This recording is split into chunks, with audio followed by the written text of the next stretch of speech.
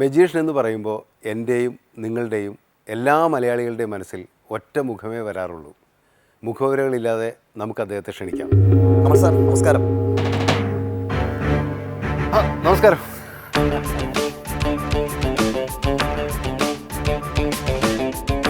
നമസ്കാരം. നമസ്കാരം. Magician magic വാരിയല്ല ഒന്നില്ല. ഞാൻ പ്രതീക്ഷിച്ചില്ല, ഞാൻ ഇവിടെ നിന്ന് വരുമെന്ന് വിചാരിച്ചിരിക്കുന്നു. അത് കൊള്ളാം. ഈ മുതുകാട് എന്നുള്ള പേര് വന്നത് എങ്ങനെയാണ്? മുതുകാട് എന്ന വീട്ടുപേരാണ്, അമ്മയുടെ വീട്ടുപേരാണ് മുതുകാട് എന്ന് പറയുന്നത്. മുതുകാട് പുത്തൻ വീട്ടിൽ ദേവകിയമ്മ എന്നാണ് അമ്മയുടെ പേര്. അമ്മയുടെ പേരാണ്. അപ്പോൾ അതിൻ്റെ മുതുകാട് എന്നുള്ള പീസ് മാറ്റി വെച്ചതാണ്. ലോകത്തിലെല്ലായിടത്തും മുതുകാട് എന്നുള്ള പേര് എല്ലാവർക്കും നന്നായിട്ട് അറിയാം.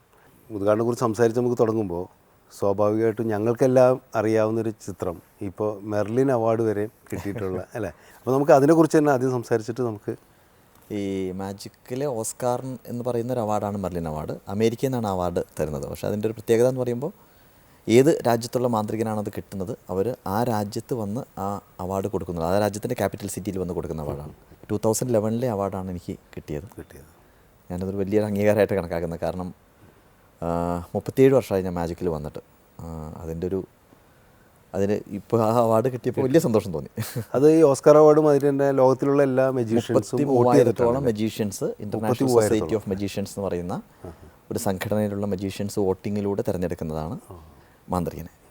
അപ്പോൾ മുമ്പ് PC സർക്കാരിന് കിട്ടിയിട്ടുണ്ടത്. പൊതുവെ സാധാരണ ആൾക്കാർക്കൊന്നും അറിയില്ല, കാരണം ഇത് ഇത്രയും വലിയൊരു അവാർഡാണ്. അതെ അതെ അതെ. ഞാനും പത്രത്തിൽ വായിച്ചപ്പോൾ മെർലിൻ അവാർഡ് എന്ന് പറഞ്ഞപ്പോൾ ഒരുപാട് അവാർഡുകൾ നമ്മുടെ നാട്ടിലുണ്ടല്ലോ. അപ്പോൾ അക്കൂട്ടത്തിലെ അവാർഡ്, പക്ഷേ ഒരു ഓസ്കാർ മാതിരി അല്ലെങ്കിൽ അത്രയും മഹത്വമുള്ളൊരു അവാർഡാണെന്ന് ഇപ്പോഴാണ് നമുക്ക് മനസ്സിലാവുന്നത്. അതിൽ വളരെ സന്തോഷം. അപ്പോൾ ആ ഒരു അവസ്ഥയിലേക്ക് ഗോപിനാഥ് മുതുകാട് എത്തിയതിന് പുറകിൽ ഒരുപാട് കഥകളുണ്ടാവും. തീർച്ചയായിട്ടും നമുക്കറിയാം. നിങ്ങളുടെ ജനനം, ബാല്യം, അതിലൂടെ കടന്നു വന്നിട്ടുള്ളൊരു ജീവിതം ഒക്കെ ഉണ്ടാവും.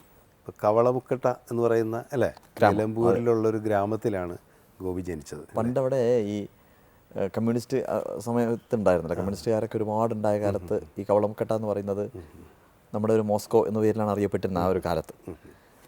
പക്ഷേ അത് നിലമ്പൂരിൽ നിന്ന് ഒരു 20 കിലോമീറ്റർ അപ്പുറത്താണ് ആ പ്രദേശം എന്ന് പറയുന്നത്. ഇപ്പോഴും ഒരു വലിയ ഒരു ഡെവലപ്മെൻ്റ് ഒന്നും അവിടെ വന്നിട്ടില്ല.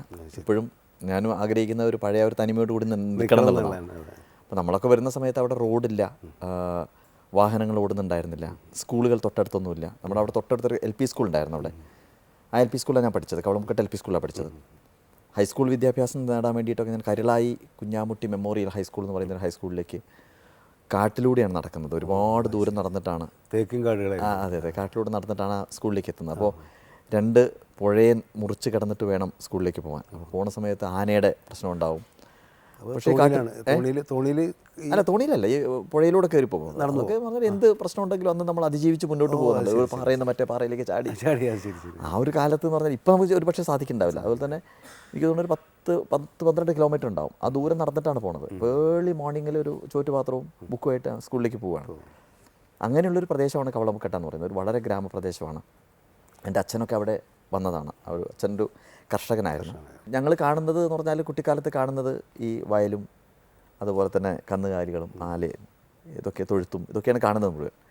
അപ്പോൾ ആ ഒരു അന്തരീക്ഷത്തിലാണ് നമ്മൾ വളരുന്നത്. അപ്പോൾ നമുക്ക് കവളമുക്കട്ട എന്ന് പറയുന്ന ആ ഗ്രാമം തന്നെ ഒന്ന് കാണാം. ഓക്കെ, തീർച്ചയായിട്ടും പ്രേക്ഷകർക്കും കാണാൻ കൗതുകം ഉണ്ടാവുമല്ലോ.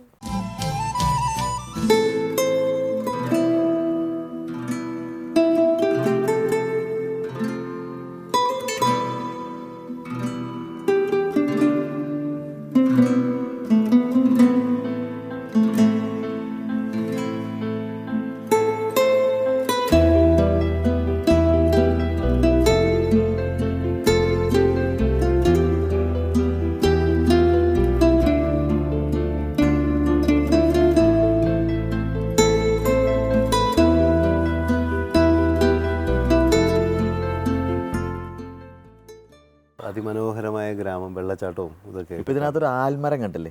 ആൽമരം എന്ന് പറയുന്നത് ഞങ്ങളുടെ വീടിൻ്റെ തൊട്ടടുത്തൊരു ചെരങ്ങാത്തോട് എന്നൊരു തോടുണ്ട്. ആ തോടാണ് ഞാൻ മുറിച്ച് കിടക്കണമെന്ന് പറഞ്ഞത്. അതിൻ്റെ വക്കത്ത് ഈ കരയിൽ അച്ഛൻ കൊണ്ട് നട്ട ഒരു ആൽ തൈയാണത്. പിന്നെ തഴച്ച് വളർന്ന് ഒരു മരമായിട്ട് വളർന്നത്. അതെ. ഇപ്പോൾ അതിൻ്റെ ആൽമരത്തിന് ഒരു ബസ് സ്റ്റോപ്പൊക്കെ ഉണ്ട് അവിടെ. ആൽമരച്ചോട്ടിൽ നിർത്തുക എന്ന് പറയുന്നത്, വണ്ടി നിർത്തുക എന്ന് പറയുന്നത്, അവിടെ ആളുകൾ വൈകുന്നേരങ്ങളിൽ കൂടിയിരിക്കും.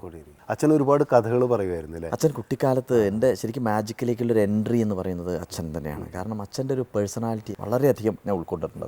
എന്നും വൈകുന്നേരം കന്നുകൂട്ടൊക്കെ കഴിഞ്ഞ് വന്നു കഴിഞ്ഞാൽ അച്ഛനും പുറത്ത് ചാരുകസയിൽ വന്നിരിക്കും. അപ്പോൾ ഞാൻ അച്ഛൻ്റെ മടിയിൽ പോയിരിക്കും. അപ്പോൾ ഒരു അച്ഛന് കുളിയൊക്കെ കഴിയുമ്പോൾ ഒരു പ്രത്യേക സ്മെല്ലുണ്ട് അച്ഛന്. ഈ ധാന്യന്തരം കുഴമ്പും ചന്ദ്രിക സോപ്പൊക്കെ കൂടി കുഴഞ്ഞൊരു സ്മെല്ലുണ്ട്. അപ്പോൾ അച്ഛനിങ്ങനെ കഥകൾ പറയും. ഈ കഥകളിൽ മുഴുവൻ എന്തെങ്കിലും തരത്തിലുള്ള ഫാൻറ്റസി ഉണ്ടാവും.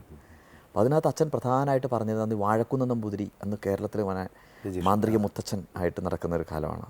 ഈ കഥകളാണ് അച്ഛൻ പ്രധാനമായിട്ട് പറയുന്നത്. റെയിൽവേയിൽ യാത്ര ചെയ്യുന്ന സമയത്ത് TTRനെ കബളിപ്പിച്ച് ടിക്കറ്റ് കാണാതാക്കി, കയറിലൂടെ മുകളിലേക്ക് കയറിപ്പോയിട്ട് ദേവലോകത്തേക്ക് പോയി എന്നൊക്കെ പറയുന്നത്. അപ്പോൾ ഇതൊക്കെ നമ്മൾ കേൾക്കുന്ന സമയത്ത് നമ്മുടെ മനസ്സിൽ വാഴക്കുന്നത്തിനെ കാണുക ഉണ്ടോയെന്ന് പോലും അറിയില്ല. വാഴക്കുന്നം നമ്പൂതിരി എന്ന് പറയുന്നൊരു മാന്ത്രികൻ കേരളത്തിലുണ്ടോയെന്ന് പോലും എനിക്ക് അറിഞ്ഞുകൂടാ. അപ്പോൾ അച്ഛൻ ഇങ്ങനെ മനസ്സിൽ കിടക്കുകയാണ്.